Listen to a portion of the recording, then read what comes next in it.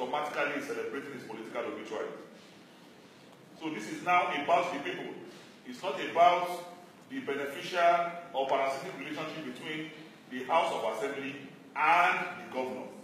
This is about the people. When a traditional ruler commits a sacrilege in a community, he is banned from that community. Since we have no powers to ban him, we have powers to ask him to step aside, or we use the instrumentality of the law. The question here for the House of Assembly members is there an infringement committed? The answer is a capital yes.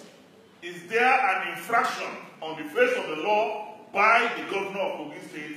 The answer is yes. And based on these infractions, we are asking the State House of Assembly to proceed on an impeachment proceeding against the governor, and that will happen.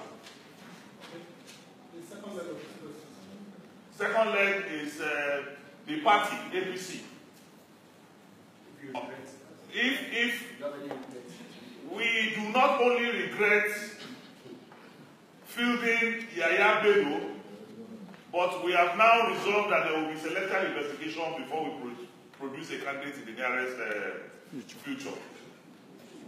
We were supporting generational change. We were supporting younger generation taking over, and then maybe we did not carry out what we call due diligence.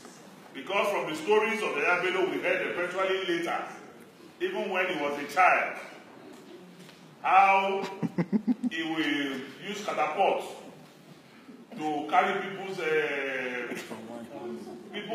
rams and chicken to the corner and then democratize them.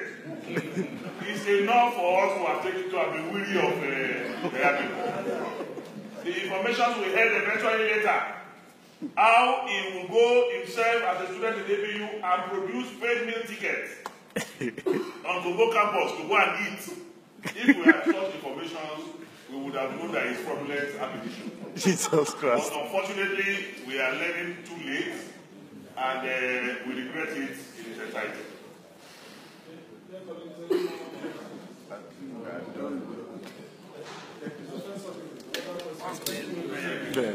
Yeah.